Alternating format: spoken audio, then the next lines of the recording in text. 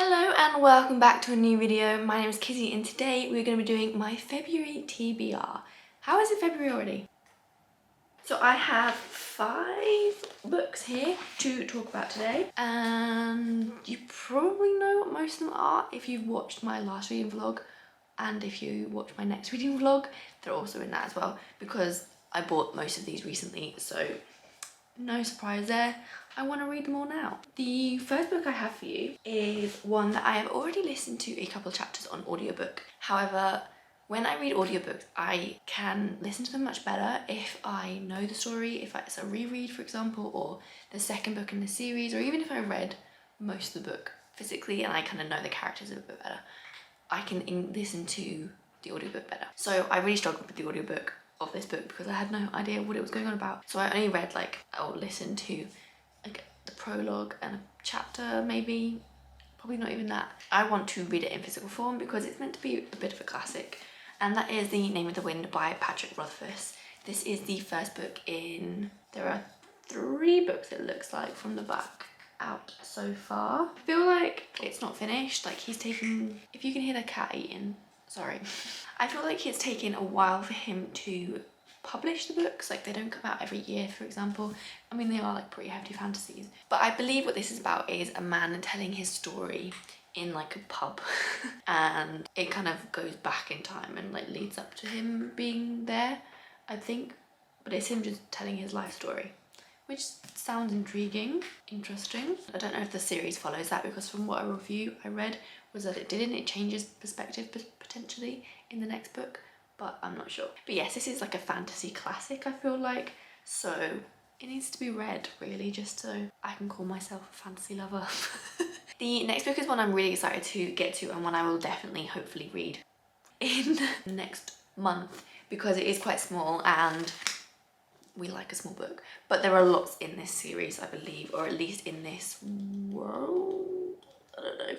I don't actually know if all the series are in the same world or not, but this is Assassin's Apprentice by Robin Hobb. This is another one that I've seen raved about everywhere and I think it will be good. I have high hopes that this will be good. Yeah, what are you doing? Oh yeah, what is it? Of course he decides to go on the beanbag right now. So this, I believe, follows a boy who is born as a bastard child to one of the, I want to say the king, but oh, and he's going in his poop. So it's the Crown Prince. The Crown Prince has fathered a bastard son and is shamed into abdication. The child's name is Fitz and he is despised. Raised in the castle stables, only the company of the king's fool, the ragged children of the lower city, and his usual affinity with animals provide Fitz with any comfort. To be useful to the crown, Fitz is trained as an assassin and to use the traditional magic of the Farseer family. But his tutor, allied to another political faction, is determined to discredit, even kill him. Fitz must survive, for he may be destined to save the kingdom. I'm gonna stop now for a little bit just until he's pooped. And he's done. So yeah, so this is the Farseer trilogy, I believe. This is the first book in all of her books, I believe. So she has quite a lot. If I find the little page that has all her publications on it, and I've seen quite a few people's shelves, they're like Brandon Sanderson, you know, when it's just all the books along it. I want to be that person. I want to love her so much that she becomes a new favourite author and I read all of her books and I can have them all on one shelf and it will look incredible. So I'm starting a lot of series, I realised.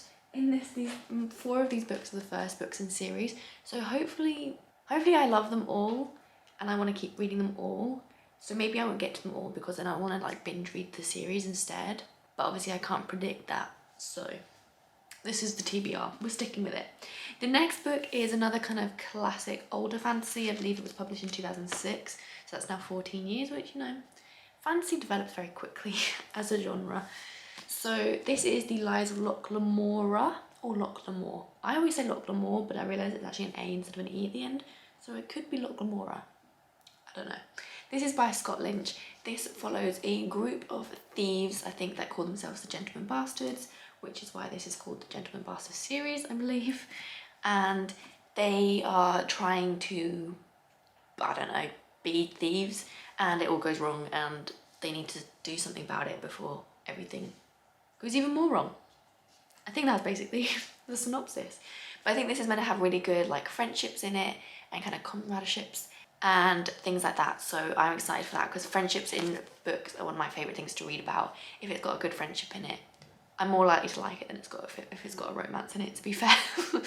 So yes, this is number 3. The next book I picked up because I feel like everybody loves this book. I haven't seen many people dislike this book or dislike it so much that they talk about how much they dislike it. And one of my favourite booktubers, A Flow Through Fiction, she raves about this all the time. It's one of her favourite series, has been for a very long time. And the 4th book in the series has just come out. So I feel like it's time I get on the bandwagon. And I finally ordered it, and that is The Bone Season by Samantha Shannon. I'm a little bit annoyed at myself because I went to see Samantha Shannon. I've seen her twice actually, because she author interviewed for, I think, Saboteur when I went to see her. And then she also, obviously, I went to see her when she did Priory of the Orange Tree. And they had these books there for sale to buy, and she could sign them and everything. But I was just like, no, it's okay, I don't want to spend that much money. But now I'm like, I'm probably never going to get to go to an author interview ever again in my life. That's dramatic. COVID will end. But, you know, I should have taken the chance when it was there, you know? Hindsight is a bitch. I wish I'd taken it, and this could be a signed edition that she'd actually touched, which sounds really weird, but you know, she'd actually signed it. But obviously this is not, this is just one that I bought off Waterstones, I think, or foils. But this is The Bone Season. This follows a clairvoyancy, paranormal London, like, what's it called? Not paranormal, parallel London? I don't know. A London that has clairvoyancy kind of magic in it, and we follow Paige, I believe is the main character's name. Yes, it is. And we follow her through her journey. I don't really know much more about it, but I am not the biggest fan of urban fantasy. It's a bit of hit and miss for me. I read more of it last year and actually didn't mind most of the books, so I think maybe my opinion is changing, but I am hoping to enjoy this.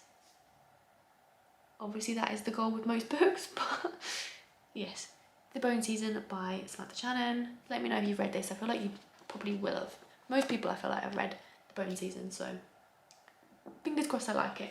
The final book I have is a classic, one that I bought quite a while ago now, but I need to get into reading more classics. I'm trying to read a classic a month, even though I tend to not do that. I say that every year, but one that is not necessarily for uni. I failed on that this month. I did read one, but it was for university. So this is the Master and Garcia, I think. Garisha? I don't know how you pronounce that. But this is a Russian classic. It's in this beautiful edition. It's a Penguin Classic Deluxe edition. It's got deckled edges. It's got a nice flap to it. And it's just a beautiful edition that drew me to it in the shop, which is why I picked it up. And I want to read it. It's not drastically long. It's 396 pages, so I feel like a 400-page classic I should be able to get through in a month. So I am really hoping to get through this. And I think it's meant to be really wacky, really weird. It follows people in my historical knowledge is very bad, but there is a devil, there's chaos, there's shadows, and it's set in Moscow. I think it follows 2 storylines. So this is a fantastical, funny and devastating satire of Soviet life, combining 2 distinct yet interwoven parts, one set in contemporary Moscow, the other in ancient Jerusalem, each brimming with historical, imaginary, frightful and wonderful characters. So it does sound quite interesting. This is apparently my favourite novel, the greatest exploration of imagination, craziness, satire, humour and heart. And that quote is by Daniel Radcliffe. So it's one of his favourite books, so I have to read it. If Harry Potter loves this book, then I have to read it. So yes, those are all the books that I have got for my TBR for this month. Hopefully I can read most of them. I mean, 5 books in a month should be doable if I read consistently. I'm not very good at that, but I'm getting into a better habit of reading consistently in the last week or so. So hopefully that will carry on into the month of February. And yeah, I hope you have a good reading month. If you liked the video, please like it. If you would like to see me reading these books, I am going to be doing reading vlogs all throughout the month, one for every week, so you will see them and see my thoughts as they come. So please subscribe to get notified when that happens, and they will be posted every Tuesday is my vlog posting day. So Thank you for watching. I hope you have a lovely day. I hope you have had a lovely day, depending on when you're watching this. And I will see you in the next video.